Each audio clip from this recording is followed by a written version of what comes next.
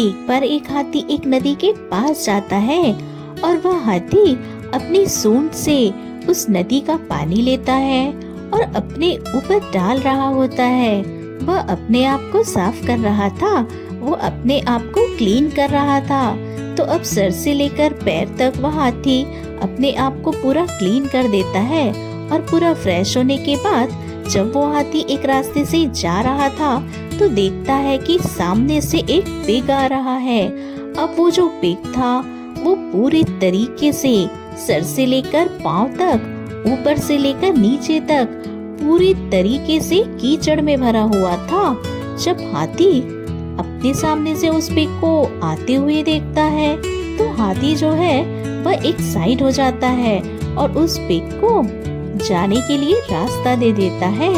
जब पिग यह देखता है और उस हाथी को क्रॉस करता है, अब पिग के जाने के बाद हाथी जो है फिर से अपने रास्ते से चलने लगता है। तो वह पिग अपने फ्रेंड सर्कल में जाकर बताता है कि तुमने देखा मैं कितना ताकतवर हूँ, मैं कितना विशाल हूँ कि मुझे देखकर एक बड़ा सा हाथी भी साइड में हट जाता है, मुझे जाने के लिए रास्ता दे देता है। जब यह बात हाथी के दोस्त सुनते हैं तो हाथी के पास जाते हैं और कहते हैं कि तुम उसे देखकर डर गए और साइड में हट गए, तुमने उस छोटे से पिग को जाने के लिए रास्ता दे दिया। अब यह सुनने के बाद वो हाथी कहता है मुस्कुराते हुए, ऐसा नहीं है, मैं उस पिग से डरा नहीं हूँ, मैं चाहता तो उस पिग को अपने पैर के नीचे दबा देता। दरअसल वो पूरी तरह से कीचड़ में भरा हुआ था और मैंने अभी अभी अपने आप को पूरी तरीके से साफ करके नहाया था, तो इसी वजह से मैं नहीं चाहता था कि जब वो पिग मेरे साइड से गुजरे तो उसका कीचड़ मुझ पर लगे, इसीलिए मैंने उसे जाने के लिए रास्ता दे दिया और तुम जो सोच रहे हो वो बिल्कुल ही गलत है।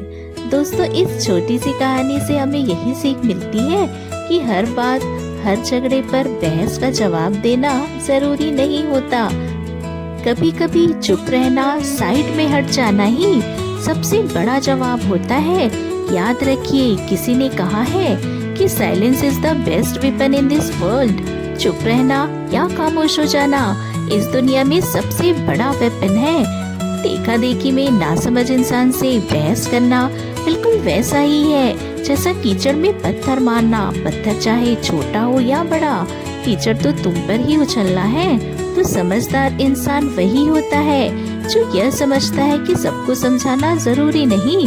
कुछ लोग बस अपनी जिद, अपने ईगो और अपने गुस्से में ही जीते हैं और तुम चाहे कितना भी सच्चा बोल दो, उन्हें कितना भी समझा लो, वो तब भी गलत ही समझेंगे।